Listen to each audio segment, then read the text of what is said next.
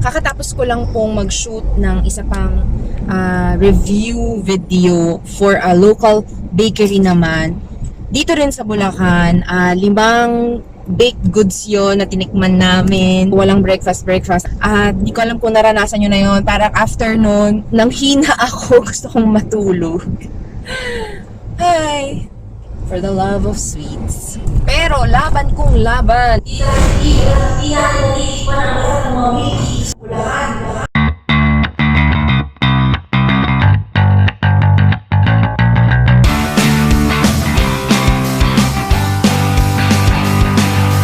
Hello po! Ako po si Leslie and welcome to Fully Freely Leslie. So isa na naman pong milk tea shop ang pupuntahan natin ngayon. Today din actually ay titikman namin ang Popeyes na naman.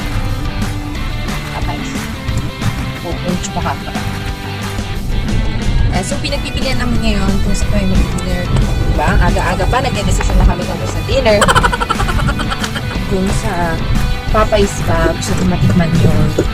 Masarap to yung fried chicken doon. Kasi nga nanonood ako ng...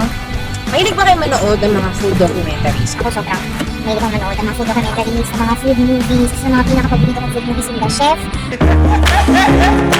Wow, I'm feeling good, man. Let me say it. Na nandun si, ano pa nga, John Favreau. At recently, napanood ko yung The Chef show na food documentary niya. We all come together for a meal. You appreciate it because it doesn't happen all the time. Ginawa niya to parang out of a whim dahil na-miss niya lang yung pagluluto kasi hindi naman talaga siya chef.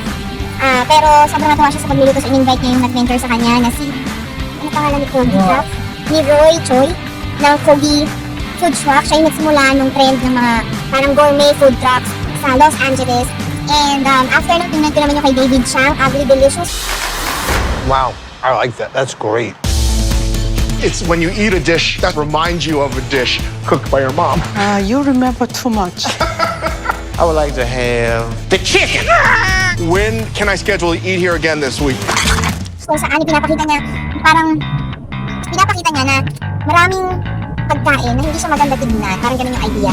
Pero masarap siya. So hindi kailangan maging fancy looking para maging yes, powder.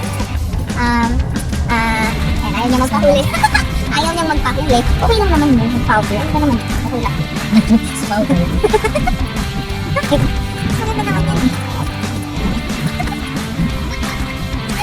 Ayaw niya magpahuli. Okay lang naman yun. Mag-powder.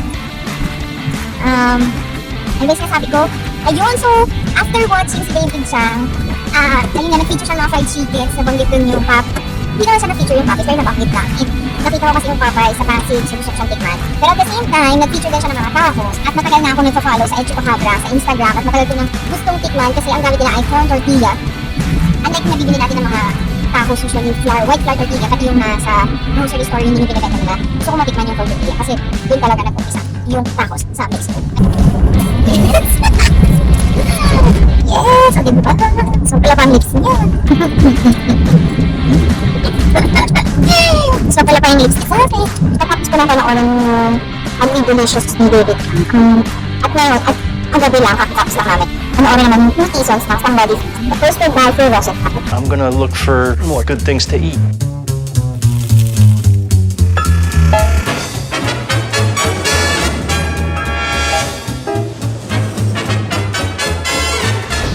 Hopefully, kung meron kang third season si Phil Rosen, pumunta siya dito.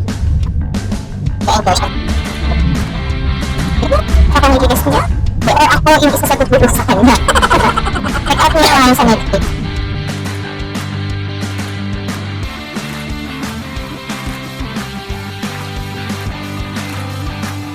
Hindi talaga to yung pupuntahan namin dapat ngayon. Pero unfortunately, sarado yung talagang tinatarget ang puntahan today. Ito, nakita namin on the way. Ito ay Bon Appetit dito sa may Kawayan.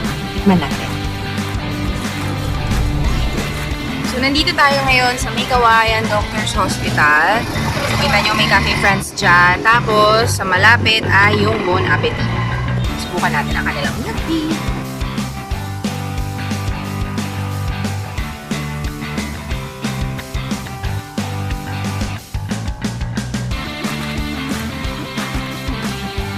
Yung kanilang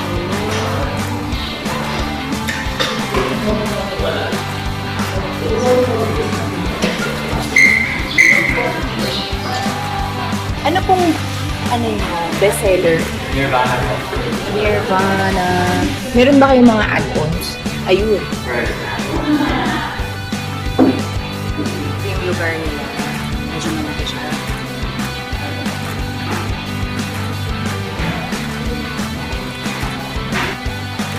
Piniprepare na nito niya. Nirvana milk tea. Combination siya ng asang black tea and winter melon. Wala pa siyang pearl, so mag-a-add-ons ka ng pearl. 4 yung sizes nila. Small, medium, large, extra large, 1 liter. Marami silang mga food. At iba pang drinks.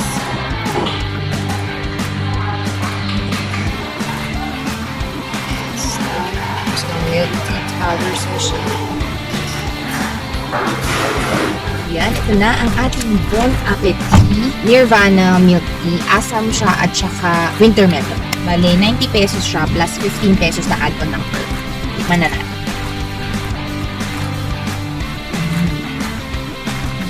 Wala rin silang sugar levels. Dito pwedeng pumili. Ay, hindi naman siya ganun katamis. Ako lang. Makunat yung pearl. Pero medyo mahirap nguyain. Siguro konti pang minutes ng pagluluto. By the way, kung interesado kayong gumawa ng milk tea at home, meron akong recipe. Recipe hack actually ng salty cream milk tea ng coco. Kasi isa yun sa mga favorites ko. Nalagay ko yung link nun sa taas at saka sa baba. Tapos, kung paano magluto ng tapioca pearls. Dito sa Bulacan, makakabili kayo sa palengke ng Marilao. May tapioca pearls doon.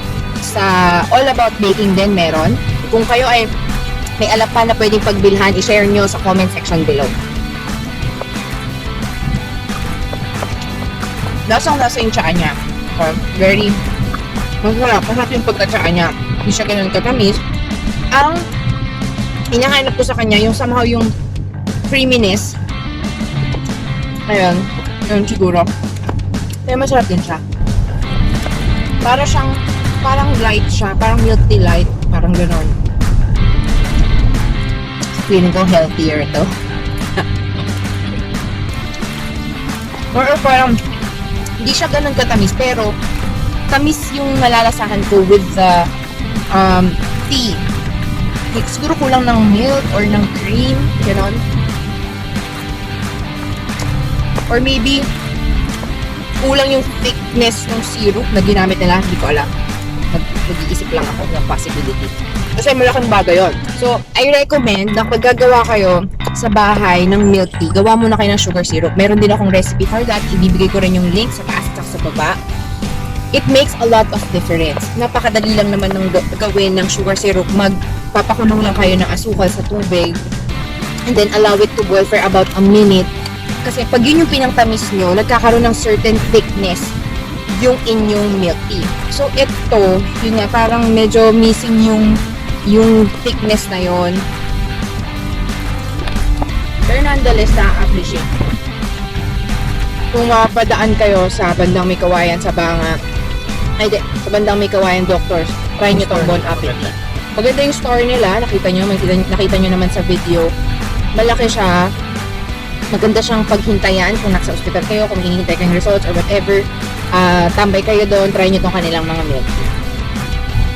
Ang dami po, at saka ang daming food. Marami pa silang food. May pasta, sandwich yata, meron pang sandwich.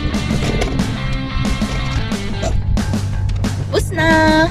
That's it for today. Don't forget to like this video at i-share sa mga friends nyo na mahilig din sa milk tea, lalo na yung mga nandito sa Bulacan and even yung mga nasa Maynila. Encourage natin siyang dumalaw dito sa Bulacan para tikman din ang ating mga milk tea dito dahil panlaban talaga sa mga milk tea sa Manila. At huwag nyo rin kalimutan to subscribe to this channel and turn on the notification bell. Follow nyo rin ako sa Instagram and Facebook at Fully3DS. Tomorrow po ulit, magkita-kita po tayo. Mayroon na naman tayong isang milk tea shop na pupuntahan at titikman. Bye! See you tomorrow!